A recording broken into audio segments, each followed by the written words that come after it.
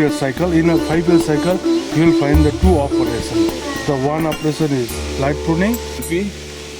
LP means light pruning. On prune 1, on prune 2, then DS, again UPD 1, then we'll go for LP. LP.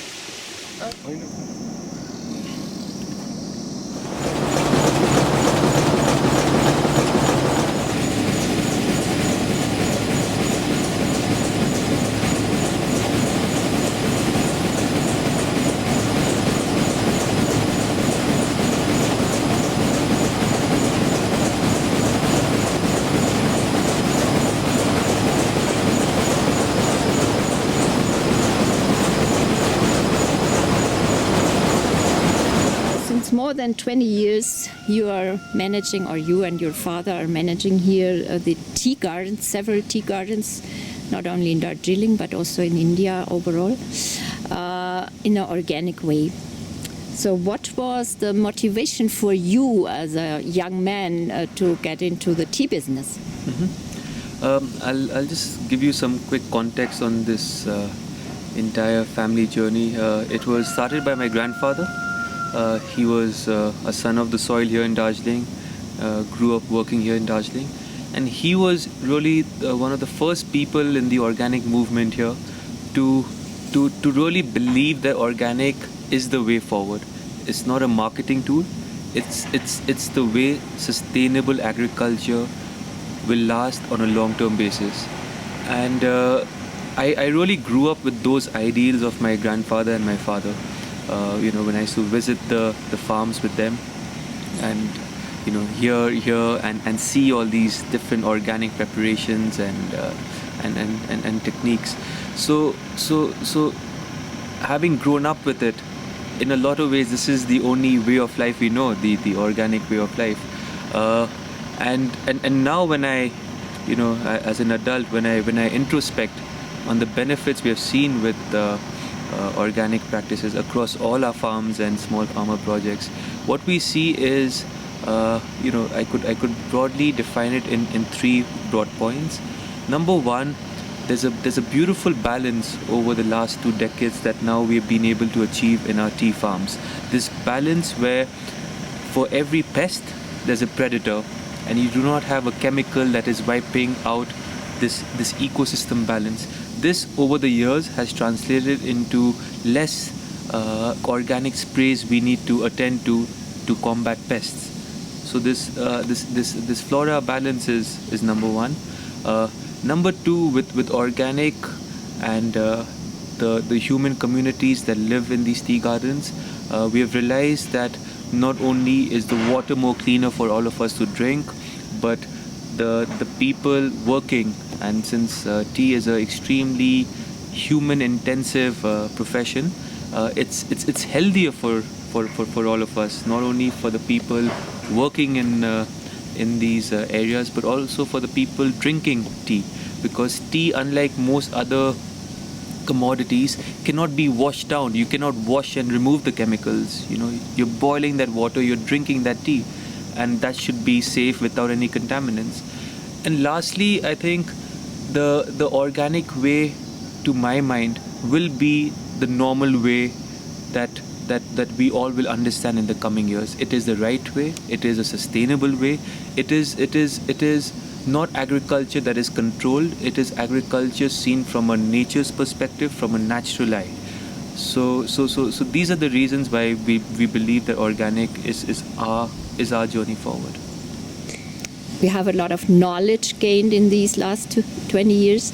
So, but you have also a kind of today's approach. So you go further on putting things in a social matter on these plantations and on the tea gardens. So you look forward not only in the conservative what have been done here in Darjeeling, but you add some value on this work. So it would be great to have an idea what this is.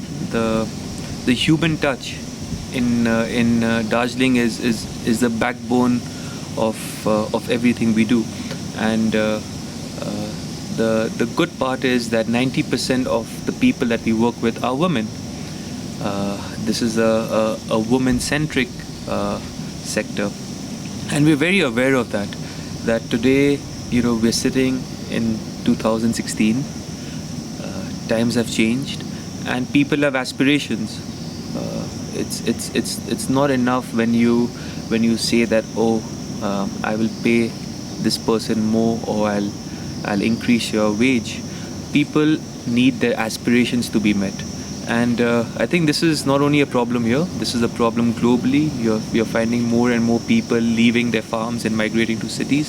So personally, I think that's being someone from, say, a younger generation. I'm aware of this reality, that if we do not create relevant aspirations for the people here, which includes giving them more responsibility, making them feel empowered for their own land, for their own environment, and most importantly, creating a partnership with them, where the people who work for you or who work with you feel that even they have a stake in the journey ahead. So at a very macro level, this is what our philosophy is. We have been at the implementation level. We have been holding a lot of capacity building programs, trying to uplift the ability of the local communities to decide for their own selves, to be aware of the challenges, to be aware of a lot of social influences and challenges in our area. So it's not a short-term achievement that we're looking at. It's a very long, often a very difficult path that we have taken. But I think this is really the only path ahead, where you create partnerships and work with the local community. Yes, for sure. I agree. Talking about challenges, you also have challenges for sure in the tea gardens, kind of pests and insects, all kind of things. But you are experimenting on different kinds of approaches to get rid of these problems. Yeah, there are a lot of challenges. Organic is not easy. You have to be very patient. Unfortunately, in our part of the world, there's not a lot of research that's happened in organic. So, for us, it's a lot of trial and error. That's how we go about these challenges. For instance, if there's a pest attack that is severe, if you were non-organic, you could spray a chemical and eradicate the pest. But once in our organic systems, the pest attack hits a certain threshold, we have to just leave it. And that for a lot of people is not acceptable, of just leaving the pest to eat up the tea leaves.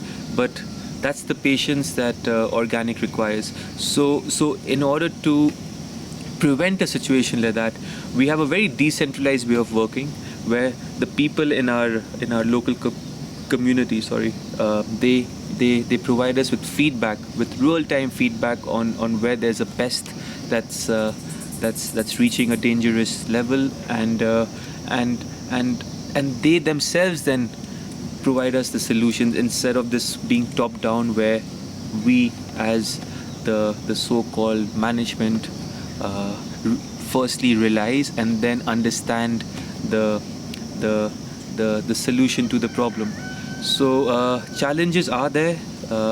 Some are in our hand, such as having these more participatory approaches to the challenges, but some aren't in our hands, and these are issues that we all know very well. Climate change is one very big challenge here now in this part of the world. People you see talking about climate change in big cities and big conferences, and people being aware of these problems, but I still believe that no one has really understood the real danger and the real changes we're seeing in our weather till they visit such ecosystems where the changes is astonishing.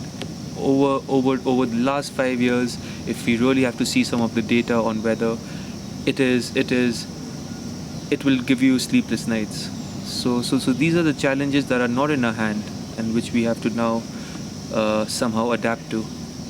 So these are the challenges for the growing. So that's one side.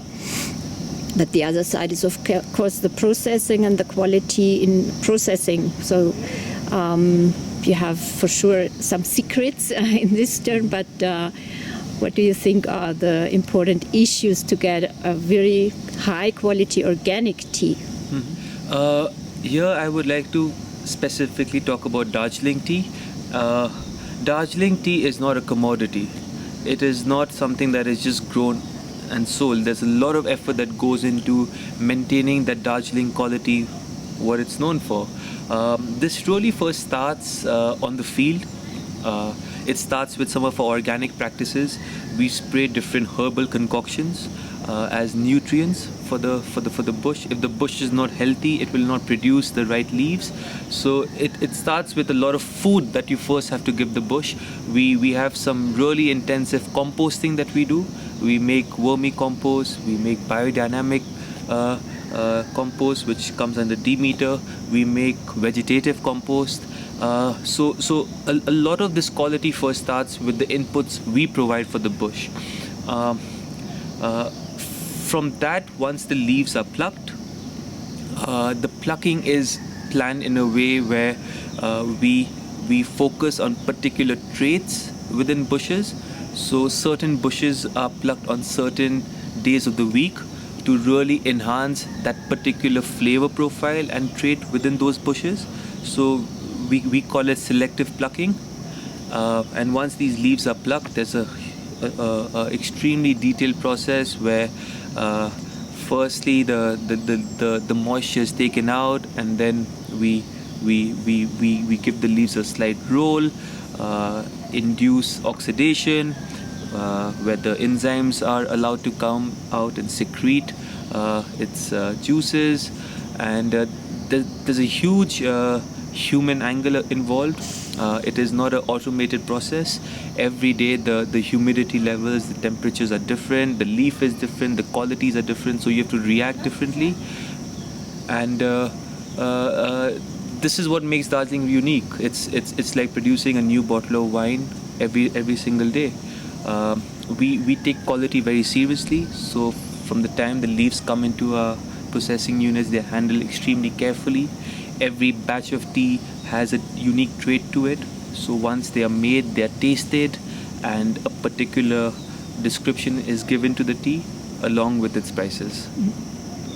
Yeah, thank you so much for this talk and for getting us into the tea business and into the special things of here of Darjeeling and of Seyok and Selimbong. Thank you for being here. Thank you.